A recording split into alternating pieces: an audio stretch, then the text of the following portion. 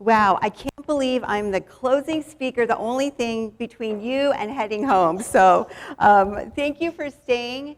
And I just can't believe all the times during this conference that I've heard the word connection. And as you can see, that word is in my title of my talk and also in my book, because connection is the most important thing. I'm so thrilled to be here and to talk a little bit about you, the healthcare professional that gives so much every day, and the people that we serve. So we're going to talk about the importance of making connections in healthcare for ourselves and the people in our care.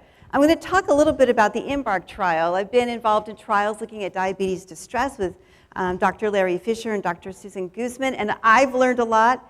And then we'll look at us and you, healthcare professionals. What about our healing? And I'd like to talk a little bit from my book before I get started, because humans are born storytellers. We learn through storytelling. How many of you use storytelling when you're providing education to people, health education? It's such a powerful medium. And I just would like to read a meditative poem that I love so much. It's short, just a part of it. Mary Oliver, one of my favorite poets ever. You do not have to be good. You do not have to walk on your knees for 100 miles through the desert repenting. You only have to let the soft animal of your body love what it loves. This poem is so powerful because when I think about myself and all my self-criticism, anybody else beside me hold self-criticism on board? And all the people that I serve. People with diabetes carry a lot of shame, carry a lot of stigma, carry a lot of self-criticism. You do not have to be good. I love that. All right, I'm just going to read an opening story. The paramedics rushed me into the emergency room. They gave report as a nurse busied herself with wrapping a blood pressure cuff around my arm and clipping a pulse oximeter to my index finger. With the sloppy arrangement of bandages around my head, I looked like a pale mummy dressed up for Halloween. The oral surgery from earlier that day caused my lips and mouth to swell, making me look like I had recently survived a brawl. In an instant, I felt like I might pass out, and fear grabbed at my chest. I managed to croak out to the nurse, who was running back and forth between two rooms, "How would you know if I went unconscious?" She glared at me, and she said, "Your blood pressure is fine." Then she sighed and peppered me with the first questions she had asked since I arrived. "Are you on drugs?" "No." "Do you have mental illness?" "No." "Have you been drinking?" she asked. "No, I had oral surgery." My attention waned as my brain drifted off to sleep. Suddenly, a loud beeping filled the room as blood pressure alarms began to sound. The nurse shifted into fast motion. The gurney, I was so excited. She dropped the head of the gurney and deftly jabbed me with a 16-gauge intravenous needle. She ran a liter of normal saline full throttle into my parched body. This nurse knew her way around trauma. She was an emergency room hotshot, adept at triage, and could probably have started that IV blindfolded and with a full bladder. But I couldn't figure out, why was she so annoyed with me? Why couldn't she comfort this frightened person in her care? I think about this emergency room visit a lot. And I wanted to ask you, what did the emergency room nurse do right? I know it's up here, but just kind of from that whole story, what was that emergency room nurse so great at? Hustling, assessing, making sure it was okay, getting the IV in me, watching my blood pressure. I mean, she was a hotshot, full bladder, and she was able to do all of these different things. She lowered the bed. But how did the person, in this case it was myself, how did I feel? I was scared, and I was alone. I was really afraid I was going to pass out and nobody would know. I felt very vulnerable. And I'm a nurse. I didn't tell her, "Hey, I'm a nurse." I just was a patient right then. And I felt kind of mad, doesn't anybody see me? And I also felt ashamed. I felt ashamed for asking, for stating my fear out loud. I'm a healthcare professional. I should be more brave than that. But my other question to you is, let's think about the emergency room nurse. And this is where I want to turn the spotlight on all of you, because healthcare professionals are really struggling right now. There's increase in burnout rates. It was really high during COVID. It kind of rebounded, but now we're seeing it increase again. And so we also need to be taken care of. And I was just thinking about providers, how they're supposed to see 30, 40 people a day. Is that fair to the providers?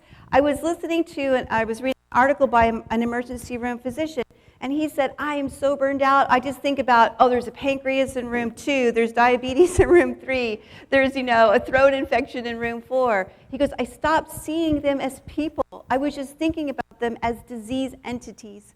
So what he did is he transformed his practice, and he said, I'm going to start asking people, what is one remarkable thing about them that I need to know?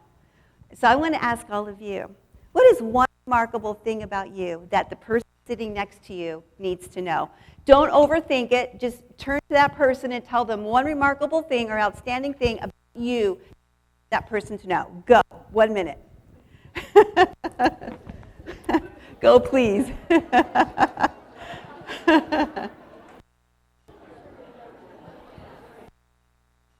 Go back and forth. Okay. Okay.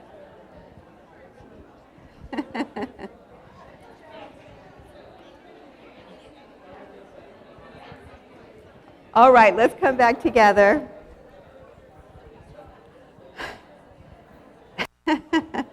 Did you learn something new about the person sitting next to you? Did you learn something new? And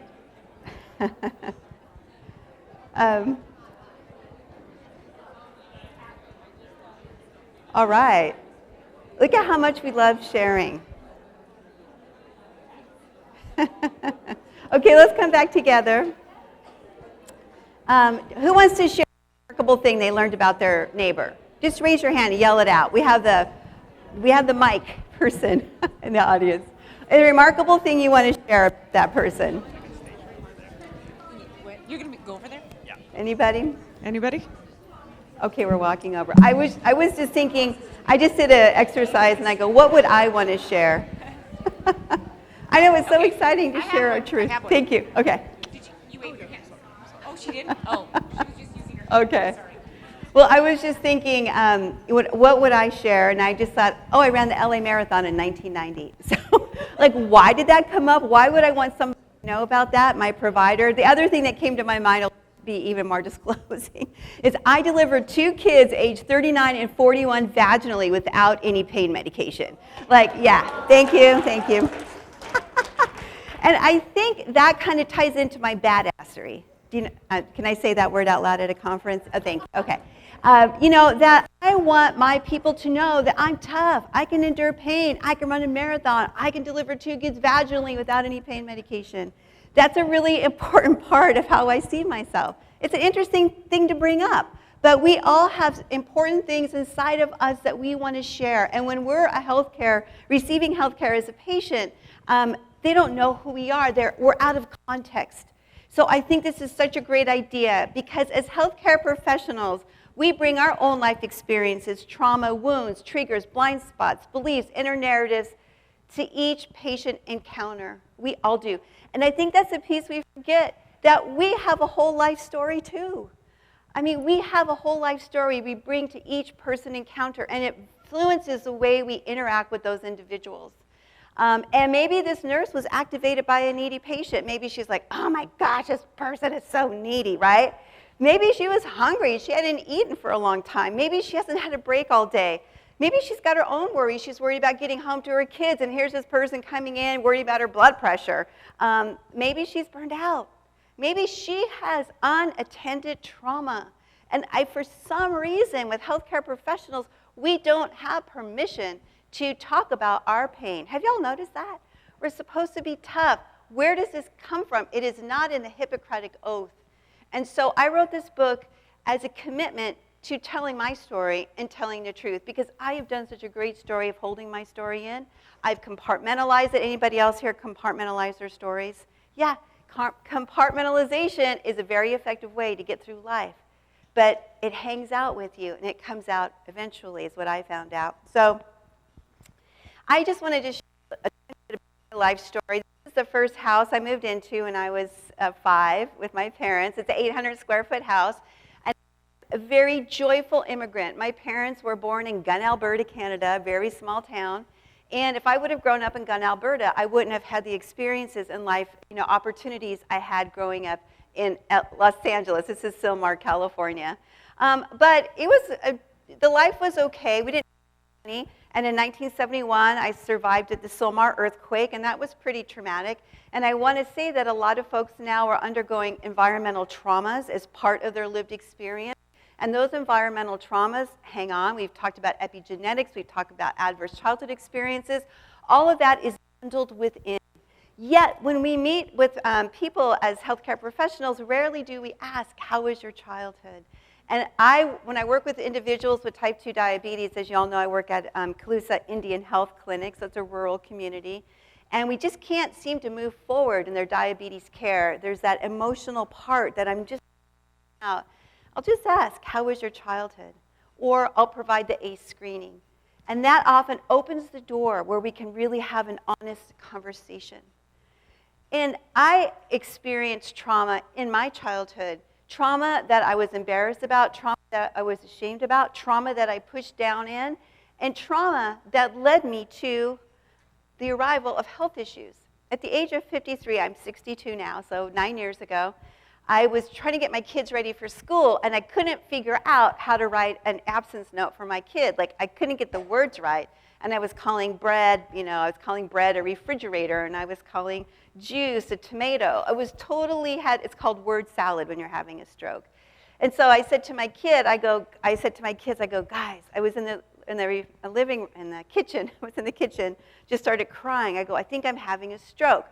And so my son, who was like 11 at the time, calls my husband, who's an emergency room pharmacist, and my husband says, I'm going to cuss again, just so y'all know, get your ass into the hospital. And I'm like, well, I got to get the kids to school. And he's like, what? So I get the kids to school like a good nurse does, and then I go to the hospital. They're all waiting for me, and I'm like, this MRI is a waste of time. It's a waste of resources. But sure enough, I had a stroke. And so this stroke was the first of many health issues I've dealt with since the age of 53. I've had a lot of health issues. I've been in a lot of emergency rooms. But I keep going because I'm going to tell you why I keep going, because I love my children and family. But I also keep going because I want to serve all of you. What I do and what I provide to people in the Calusa Clinic and healthcare professionals is very important to me. So I'm driven by those values. But I want to just say I had to pause, and I'll get to that eventually, where I just couldn't stop ignoring my health issues. I had to address my trauma. And here it is with healthcare professionals. Do you think a lot of us go into the healthcare field because of our childhood experiences? Because we want to help others heal? Do you think so? I mean, studies support that many of us, because of our experiences, want to help others heal. Of course, other folks had great childhoods. I'm so excited for you. And you didn't experience, those issues. But for many of us, it's one of the motivators because we want to be a part of healing. I love what Robert Frost says. The only way out is through. And that's true. I finally realized that I just can't pack this down anymore. I'm going to have to deal with it. So let's dive into providing care and then switch over the focus to all of you out here. So just thinking about that emergency room nurse. What's one thing that emergency room nurse could have done to help me feel better? Well, I have it right here. So you're like, well, it's right there on the slide. I'm here. I'm keeping a close eye on you. Touch my shoulder. You're okay. You're safe. But none of that was conveyed to me. And so how does the patient feel when we say the following? So if the nurse just kind of ignores me, I feel one way. But if she says, you're fine, you're going to be okay, your blood pressure is, I'm keeping a close eye on it, then I feel reassured, I feel heard and seen, I feel calmer, I feel safe, and I feel connected. Now, what I want to say to all of you is not only does that bring healing to the person who's receiving care, this reassurance, this touch, this looking in their eyes, but I believe it brings healing to us. How many times after you met with a person and had a very meaningful conversation, did you feel like, yeah, this is really what I'm supposed to be doing? Has anybody had that feeling like I'm in the right place? This was a meaningful connection. And this connection is what humans are all about. What a beautiful field that we get to be in, the healthcare professional field, to connect with people. We have an excuse to connect with them. And as a diabetes nurse educator, I get 1 hour with people to hear their story, make a plan, help them problem solve, and then the follow-up is a half hour. It's a rare gift in healthcare to get that much time with the person. The truth is, we know kindness is healing. When we observe somebody being kind to someone else, it gives us a lot of feel-good hormones. When we are kind to someone directly, not only does it help that person through our kindness, but we are rewarded with those feel-good too. So kindness is reciprocal. Both the person giving the kindness and the one receiving it feel better. And if anybody observed that kindness, they feel better. So we know there's great scientific evidence to support this feeling of reciprocity, that people benefit from this connection. So, you're like, this is a diabetes lecture, isn't it? Yes, it is. So let's bring it down to diabetes. When I think about diabetes, I'm going to be honest with you. When I started in diabetes, there was no glucometers because I started like in the early 1990s. And there was no meters to check blood glucose. We were still using urine dipsticks. So just, I've seen the evolution of diabetes care. Now we have all this technology. We have smart pumps, AID, and CGM, and all these different devices. But sometimes I worry that the technology is going to separate us more from the human connection. Is anybody else kind of worried about that? That the technology certainly is so beneficial and it gives us lots of data, but really at the heart of that technology is that person. And I think a lot about feelings. How is that person with diabetes sitting across from me feeling? And what about the connection? I mean, when people come in and they have their CGM, of course I'm dying to look at their time and range, their data, how many lows, and all of that. But I force myself to stop before I do that and ask one question. And the first question I'm asking people is A, how are you feeling? And B, what is the hardest thing about your diabetes right now? I want to hone in on what's most important to them. So I have a chapter on the ABCs of creating a judgment-free connection, and we have two different situations. JR arrives at the clinic and says they are injecting basal insulin 5 times a week. How many times a week is JR supposed to inject basal insulin? 7 days a week. Okay, so can you just look at your neighbor and say, if you don't inject your insulin every day, you are going to get complications. Can you turn around to somebody and say that? If you don't inject your insulin every day, you're going to get complications.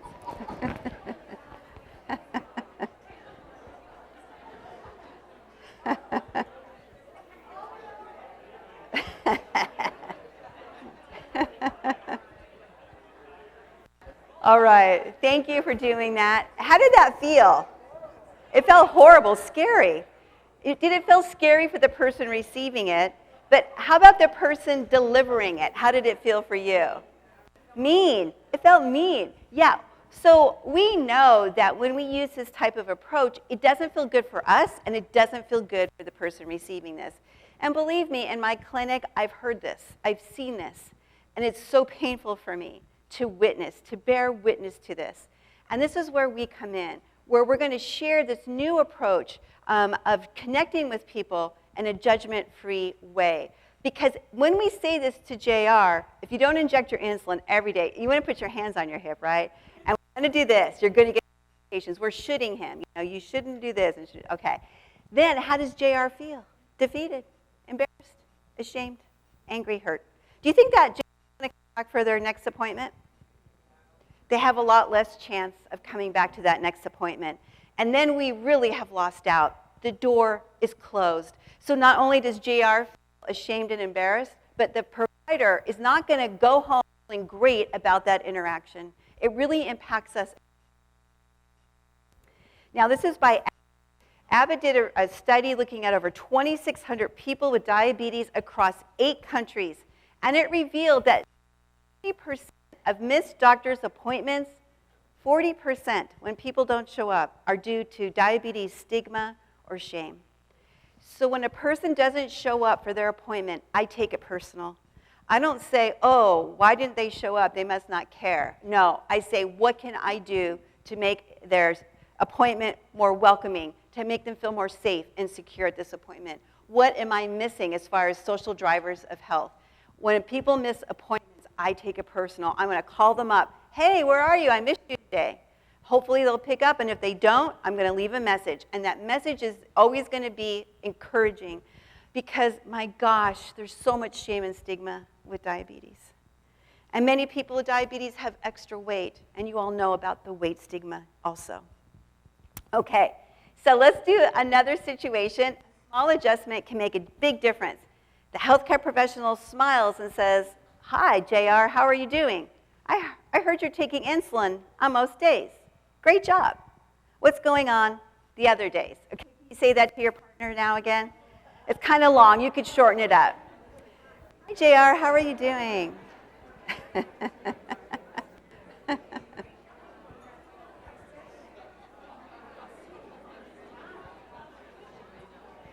Oh.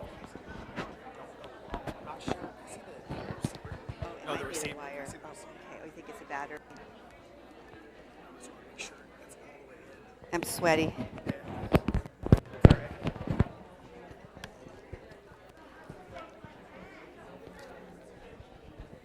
All right, let's come. Yeah, handheld's great. Okay.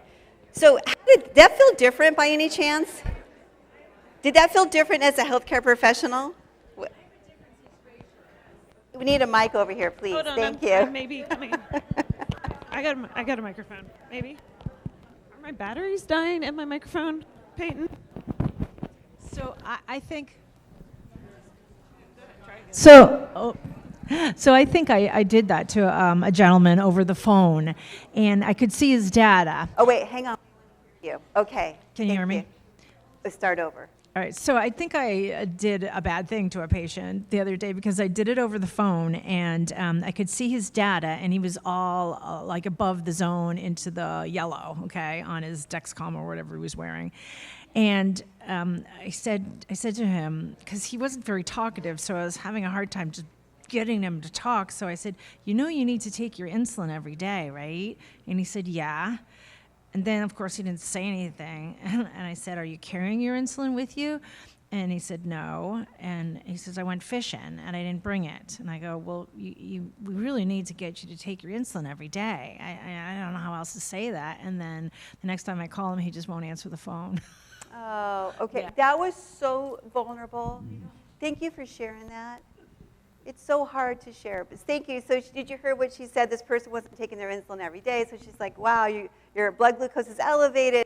Are you taking your insulin? Well, no, I went on a fishing trip, and you kind of said, well, you need to take your insulin every day. And so the guy never calls back.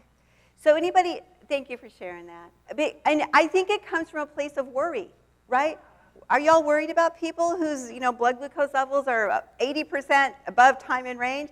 Yeah, we know what can happen, complications. We're worried about them. We're worried about dehydration, electrolyte imbalance, all of that stuff, complications. And so that's where it comes from. It actually comes from a beautiful place of caring.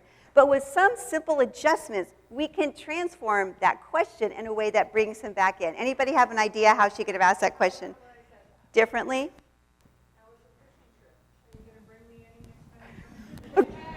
How was the fishing trip? Are you going to bring me some fish next time you come in? Okay. Why did she just say that? She open the conversation. She's making a connection. When we make a connection, okay, what would you say after that? He's like, oh, sure, I got lots of salmon. I'll bring you some. So how are your blood sugars doing? Or how do you think your blood glucoses are doing? And then he goes, God, I forgot my insulin. I feel really embarrassed to tell you that. And then what do we say next? How do you think you can get your blood sugars to be better? Okay, close. So we want to ask, be curious. Next time you go on. Efficient trip. Uh-huh. Maybe if you can try to schedule a time to take your blood Love that. Of your Yeah. insulin. So, right. So the thing about the word better, it implies that he's not doing well now. So better has a little bit of a judgment flip. You know what I'm saying? So what we could say is always start the question off with, I'm curious, like that. When you say I'm curious, and I heard the last speaker use that word, I was so excited. I'm curious. Next time you go fishing, how could you get your insulin?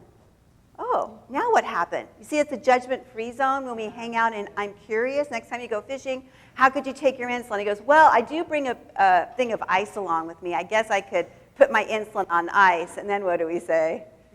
Be careful. Yeah, don't freeze your insulin, right? Yeah, oh, that's such a great idea. Bring a cool pack and keep it there with you. Thank you so much. I love that. Because it's so easy. We care. We want to make sure they do better. We want to make sure they get their insulin. We want to make sure they keep their time in range because we don't want them to get complications. So sometimes we can make a judgment, and what we want to do is hang out in the zone of curiosity.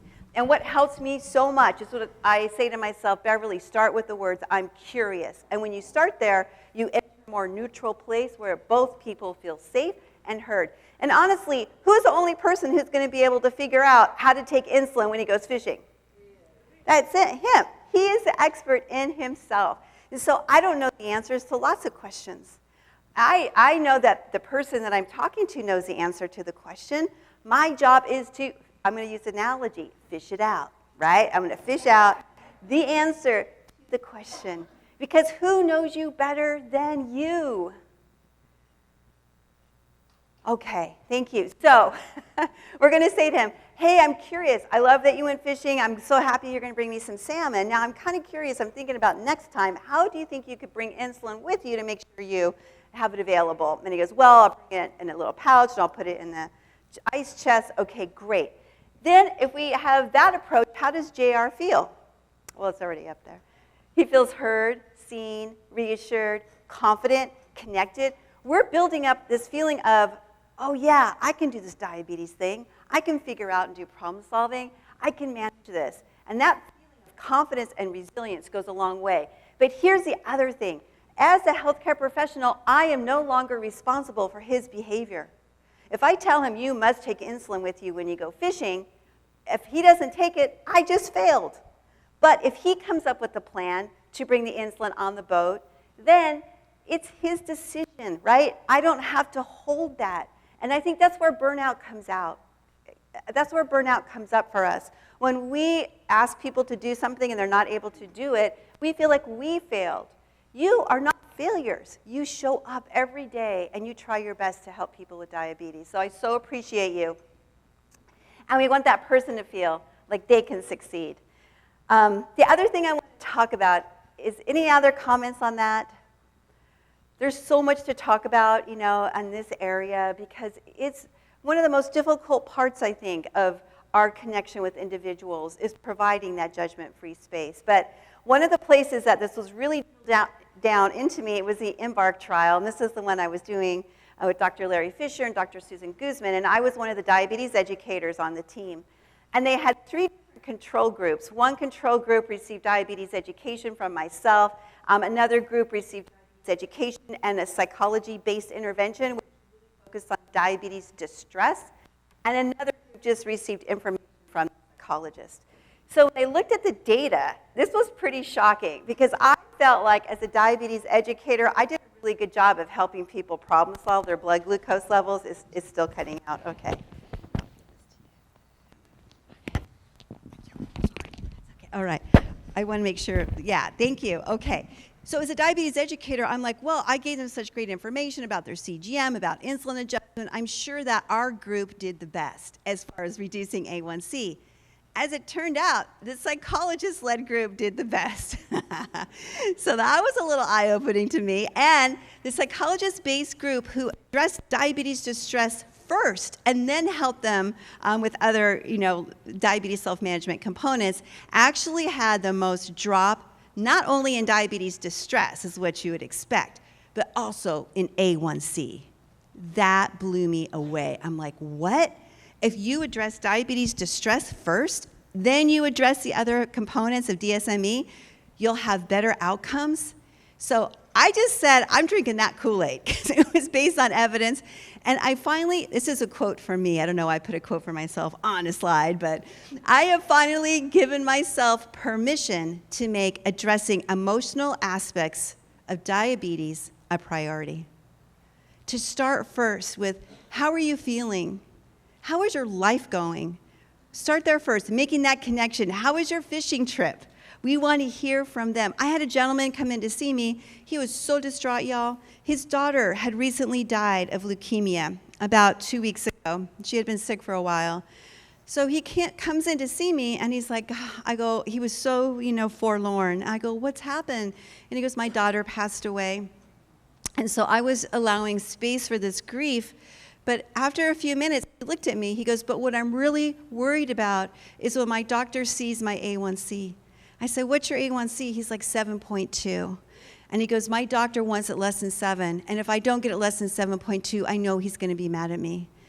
This totally just took me as I was like in shock that this person was so worried about what the provider would say about the A1C. That was one of the most important emotional things they wanted to discuss. And this really brings it home to how do we connect with people and let them know they are in a safe space.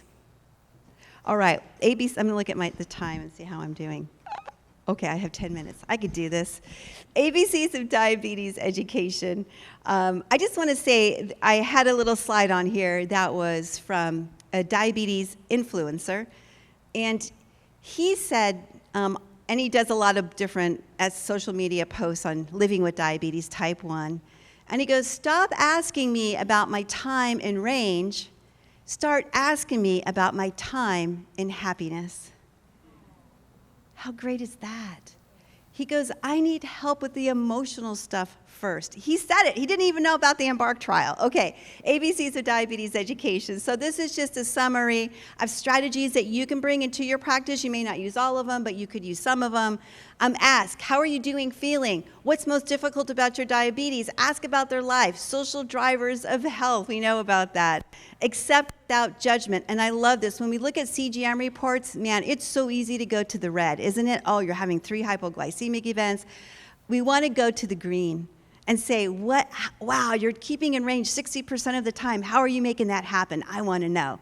So look at what they're doing right. Find out if they need some help.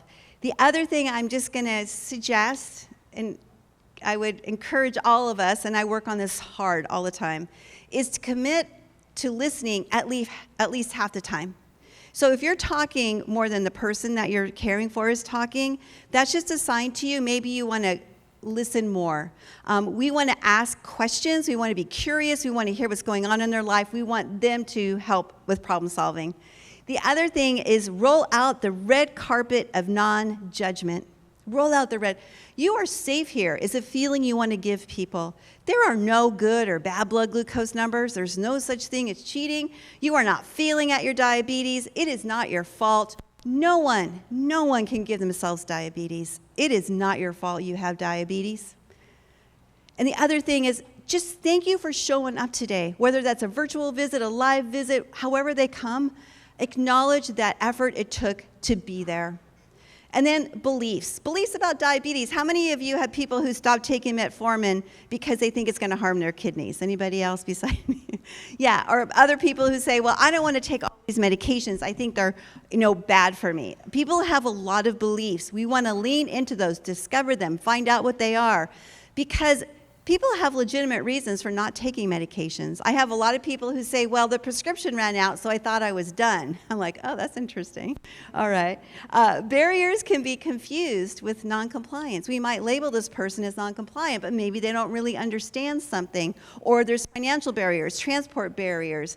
I taught a class in Alaska a few years ago, and they were delivering vegetables to the folks in Alaska. But they were so excited about this program, but it was hard for the people receiving the vegetables because they did not know how to use the vegetables or how to prepare the vegetables. And so what are your understandings and beliefs about, food and nutrition and culture? I'm going to skip this poll question so we have time. So I want to just talk a little bit about the CGM and looking at all that data. And one thing I've realized, I've been in a bunch of research studies with people living with type 2 who we started on CGM, and we kind of check in with them, see how they're doing with their CGM-ing. And there's this thing we call hyperglycemia. Have you heard of that term? not hyperglycemia, glycemia, where people are looking at the data all the time. Have you had people like that? And my mom, as you know, my mom has LADA. We got her on a CGM, and she's looking at her levels like over 100 times a day. And it really is challenging for her to accept it not being perfect. So we have a lot of conversations around that. The other thing, each 1% time in range equals 15 minutes. Did you all know that? So there's 4% every hour. Why am I even bringing this up? We always talk about we want to keep people 70% of the time in range, 70 to 180. So that means 30% of the time is out of range. What does that mean in hours? That means 70% of a 24-hour day is 17 hours time in range, 7 hours outside of range. So this is a different way of looking at it. You could say, well, I don't like when my blood glucose goes above 180. Well, you say, well, you have 7 hours where it can be outside of range, and you could still have the 70% time in range. It's just a way to give them permission not to be perfect, to not be defined by their blood glucose. And the other thing we want to ask people is, what range feels safe to you? A lot of folks I work with don't want that blood glucose going less than 100. So we might have these ranges from the standards of care, but we have to figure out what is the right range for them. And, I have this last bullet point. Sometimes you need a donut. Would you all agree? Sometimes you need that snack, and we need to allow room for that. The other thing is having the conversation. We want coaching to coach folks in a way that highlights their knowledge and resilience. We want to dig for carrots, things that give their life meaning. And compassion for people in our care and ourselves. Y'all, sometimes I say stuff I wish I didn't say. One time this kid came in to see me, and he wasn't eating any vegetables or fruit, like for weeks at a time. And I got really stuck on, you need to have vegetables and fruit in your diet. He never came back. I sometimes, something inside of me makes me say stuff that I don't want to say. So I realize we can't do it right all the time either. We're just humans. But what we want to say is we want to help people go from perfection to healthy, good enough. Perfectionism is black and white. It's on and off. It's perfect or not perfect. We want to let people know we don't expect you to be perfect. It's not realistic. Let's move toward healthy, good enough. So I just want to share with you some conversational tools in the last 10 minutes or so, and then turn it back to you. Open-ended questions. I'm curious. Tap into people's feeling words. We want to listen for words like sad, frustrated, disappointed, angry, hopeless, defeated, ashamed, embarrassed. When we hear those words, we want to say, oh, it sounds like you're really feeling frustrated about your diabetes. Reflect their emotions back to them, because that's a place where you really want to spend time and explore. So we want to listen to their story. We want to summarize it. Do I have this right? So we're going to reflect back to people what they've said. You've all heard this before. But the beautiful thing about reflecting back to people is they hear what they said from your perspective. And there's something very validating about that, because they're going to tell you stuff they may not have told anyone before. And then we're going to make sure we're on the right track. Did I miss anything? Did I get this right? How does all of this strike you? And we want to ask open-ended questions. I'm curious, reflect feeling words, summarize, normalize. Normalize is a big deal, where you let people with diabetes know, hey, you're not alone. A lot of people struggle to take their insulin every day. It's hard taking your insulin every day. I really hear that. So letting them know it's not just them. And then active listening with empathy. I hear you. Let's do RT. RT loves eating out, dinner 2 to 3 times a week. However, their blood sugars always seem to go above target on these evenings. They want to have improved time in range to feel better, worry less, and enjoy their time. And they say to you, man, I'm such a failure. Every time I go out, my blood sugars go too high. It makes me not even want to try. Have you heard an iteration of this story in the past? Yeah. So we might say something like, wow, it sounds like you feel like you're a failure if your blood sugars go above a certain level. Did I get that right? I am also hearing that going out with your friends is important for you. And then they say, and then you'll say, a lot of people living with diabetes say the same thing. I hear you, this sounds really tough. But we don't solve the problem for her. We don't say, hey, take some extra bolus insulin, or hey, when you go out, just order vegetables. We say, what do you think would work for you? And they said what they're going to do is be present with her fear of failure. That's the hardest thing, to be present with that uncomfortable emotion. They're going to look up the carbs that are on an app, or look at the website for the restaurant. And this person who has never asked her friends for support is going to ask her friends for support. And she says, it's going to be hard to ask for help, but I need to do this. So our curiosity makes a difference. Our leaning into people's knowledge about themselves makes a difference. When we were babies, we're super non-judgmental. We're just like touching stuff, putting stuff in our mouth, just exploring the world, just taking it all in. We want to kind of invoke that curiosity when we work with people with diabetes. And I want to just say to you that I sincerely consider diabetes care a sacred space. And I just want to read a few things from my book. Have the stories of people living with diabetes stayed with you long after the conversation ended? Have their words, struggles, and triumphs echoed in your thoughts, quietly influencing the way you provide care? When we do this, the person receiving care feels seen and heard and valued, and something extraordinary happens for us as healthcare professionals too. We are reminded of our purpose. We feel reconnected to our humanity. Just like that emergency room doctor who started asking people to share something exceptional or remarkable about themselves, we reconnect to our humanity. So this is not about perfection. We're works in progress. And I just wanted to say that I want to encourage you to take creative actions. I was in my 40s with the young kids at a health food store. There was a flyer that invited me to a belly dance class. And I go, belly dance? And my husband is actually Middle Eastern. He's Armenian. So I came home with this little flyer. I said, honey, what do you think about belly dance class for me? He's like, go. And I started belly dancing. I did not know anything about belly dancing, but I loved it so much, y'all. The time when I started belly dancing, I had a 1- and a 3-year-old. Plus, I was writing a book for a nursing chapter on cardiac metabolic syndrome. So I was trying to write this chapter, raise my kids. I'm trying to dance, but actually the words started flowing more easily because I was doing right-left brain connection. I was really integrating my mind and body. Dancing has a beautiful way of doing that. It increases your neurotransmission and neuroplasticity. And I think my dancing helped protect me against my stroke, to be honest.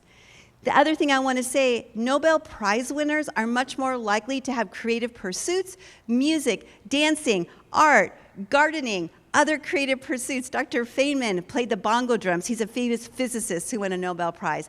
Playing that bongo drum and that rhythmic percussion helped him solve problems. So I want to, in the last few minutes, just have you all think about a creative thing you want to try that you've been thinking about, and I would encourage you to do it. You deserve time for creativity. You deserve time for healing. You deserve to give back to yourself. You are so important. You are the people here wearing the capes in the room.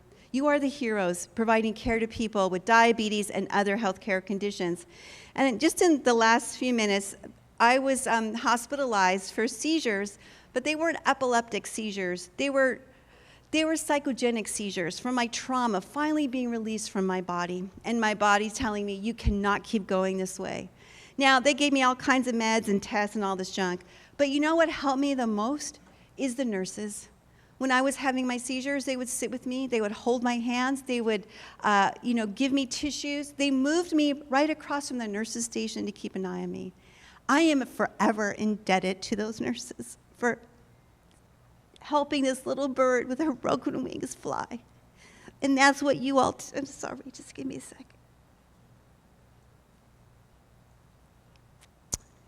That's what you all do when you serve people, when you meet with them, when you connect with them, when you reach out to them. You are helping them in ways you don't even know. So here's some notes from Coach Beverly. Get enough sleep. Ask for help when you need it. Stay connected. Seek out deep conversations.